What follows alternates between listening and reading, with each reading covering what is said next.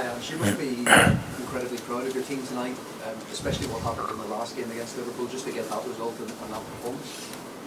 Yeah, very proud, and again, we had to deal with some adversity tonight. We started the game really well, I thought, but then obviously we lose Rodrigo, and even in the way it happened, it's quite distressing. You see a teammate go down in that manner, and again, we had to sort of compose ourselves and deal with that and reorganise, and super proud of the players. I have been all along. It hasn't been through the want of trying that our results haven't been. It's certainly not been on them. It's just that we just haven't been able to get the consistency to get the results we needed. But just proud that they feel good tonight. They get the rewards of their hard work. Our fans as well, because we've put them through a tough time. I thought they were outstanding tonight. We haven't achieved anything, but I think just that feeling of having a victory against the top opponent in a big game, I think really pleased for everyone. How would you sum up Liverpool's performance in general, but also the other side of that, about the debate around the possible second yellow card? What are your thoughts on that as well? Yeah, Lucas was brilliant. I mean, like I said, I haven't lost sight of the fact that we've got two 18-year-olds, one who's playing at centre-back, it's not even his position. I just don't think people really understand, the level of performance that these young guys are giving us at the moment. And we had a goalkeeper on debut. Jed's playing left-back unbelievably well. But yeah, Lucas is just growing all the time. He's just got that ability as a footballer to create space for himself. He's got the quality, but he works awfully hard for the team as well. And like I said, we've been dealing with some adversity for sure, but we've had some growth in that. I've got no doubt about that. That's been masked by poor results and poor form for sure, but I've got no doubt that when we get our players back, we've got the foundation of a really sort of, strong core group of players we can really grow with. Yeah, I don't want to speculate, Tom, because I don't really know either. I mean, all I know is he was conscious when he came off. Obviously, it was some sort of head injury, but he was conscious when he was coming off the field, and he's been taken to hospital for observation, but I'm not really clear on sort of how it happened. Was he knocked out at one point? Again, mate, I don't, it's not my area, unless I'll get the doctor out here, but I'm not going to speculate because it's just not fair on people around him. But it was a head injury, and there was concern from players out there, so obviously there was something going on. You gave the goal through straight in, and you had a great performance with the Jamaican. Yeah, brilliant. Yeah, no, fantastic. I got the sense when I spoke to him before we signed him that he had a bit about him in terms of, real sort of assuredness, that probably belied his years. And, we did. I threw him a mammoth task today to play against the best team, arguably in the world at the moment, in a big game, a semi-final, and he just handled it awfully well. And I think credit to Johan and his team. They were really big on him as a footballer that's going to fit our style. They worked really hard to make it happen now, and you can see why he's an outstanding footballer. And it was a lovely moment for Lucas, but maybe just seconds earlier he could have been sent off. I wonder what you made of that incident, just because Arne spoke about it as well. Yeah, look,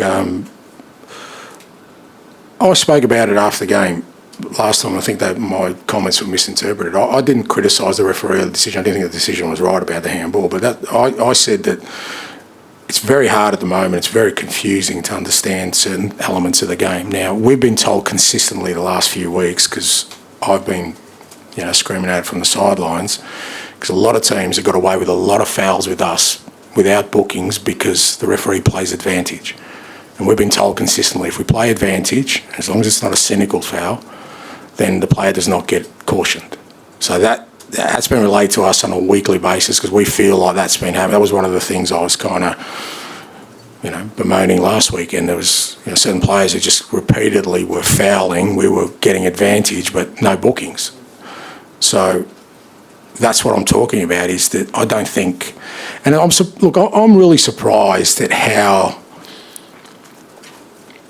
what's the word I'm looking for, how people in this country are so easily letting the game changed so much so quickly. It's changed more since VAR has come in, and I've been involved, I think, in the last 50 years. We never used to debate offsides. We never used to debate handballs. We never used to debate holding in the box. We never used to debate so many things. And it seems like, I mean, did everyone really love the announcement today? Did that give you a real buzz about, you know, I mean, seriously. But now and again, look, I understand, my understanding of it is this is what the people want. That's what I keep getting told. I understand that. And I understand that, you know, we're not going to, VAR is going to be there. Technology is going to be a part of life. But it's like my wife and our kids, yeah? We know technology, but she limits screen time. Why? You know, we slow things down. I think we just got to be a bit careful about constantly, why do we want to change the game so much? And I know I'm going to be the old bloke in the stands who keeps shouting boo every time VAR, and I'll be the only one. But I just thought people would be a little bit more protective about the sanctity of the game. That's what I was talking about. Like, I wasn't criticising referees. I've never criticised, like I said, I didn't think the decision was right, but it's just the way the game, I think there's a lot of confusion at the moment. That's my belief, that the game is changing on the basis of technology. And I'm saying, why isn't anyone, like, speaking up about it? Especially in this country who, you know, for all intents and purposes, you guys think you're the custodians of the game. You've got a song that says it's coming home. This is your game, and yet it takes an Aussie from the other side of the world to be the one that's most conservative about changes. At the minute, are those decisions like a lottery, because it feels like on one day you might get given. So my comments are fair and even playing ground. That's what they were about. So today it advantaged us. Yeah. I wasn't saying that there was a vendetta against me or Tottenham when I spoke last week. That's not what my comments were about. It's just that, you know, and like I said, and I could be on a lone crusade here, but I'm happy to do that. I'm happy to just be the lone voice of saying, just leave the game alone for a bit. Like, you know, even extra time now, you know, minutes added on there, minutes. We never used to talk about these things before. And yet now everything is changing. So that was my comment. So today I can see why ARNEs would be very disappointed. If that was me, I'd be disappointed as well. But apparently they're the rules. So, yeah. Just quickly, I was going to say that you look to be a lot more emotional on the sideline during this period. I don't know if I'm misreading that or that's not how you feel, or. But are you conscious of just letting your emotions out a little bit more? Well, yeah. I mean, it's been an emotional time, mate. You know, it's like I keep saying, I am a human being. You know, like all of us. You know, we're in these roles of managers, and we're supposed to. You know, I understand we've got positions of responsibility, but we're still human beings in the core, and we react to things. And you know, I don't like the fact that, you know, people who are working really hard for this club on and off the field have not had that feeling of victory. I don't feel great about our supporters not having that feeling of victory. It weighs heavily on me, mate. It's my responsibility. So yeah, you know, I'm a little bit more emotional than I usually am, but you know, I guess that also probably means I do care, and I think that's still important. Just a very quick one on Archie Graham, what he's managing to do like every 3 days at the moment, and also the relationship he's building with Rodrigo. It's like I said, I in a position he's never played, mate. You know, he's never played. An 18-year-old. You know, name me another Premier League team that's got 2 18-year-olds and one playing out of position consistently. I'm so happy they're at our football club, and as I keep saying, you know, in 2 or 3 years' time, I just pray to God I'm the beneficiary of their talent, mate, because if somebody else is getting it, I won't be happy. James, last one, please. Was there any change in your sort of overall approach from the Liverpool game here in the league? It felt a bit more pragmatic. No, you can put it that way. I mean, people said, you know, my midfield setup was, you know, a little bit more conservative today. That's because I only had 3 midfielders to choose. You know, the others weren't available. So we certainly went about it the same way. Look, Liverpool don't allow you to dominate the game the way other teams do. And like I said, you know,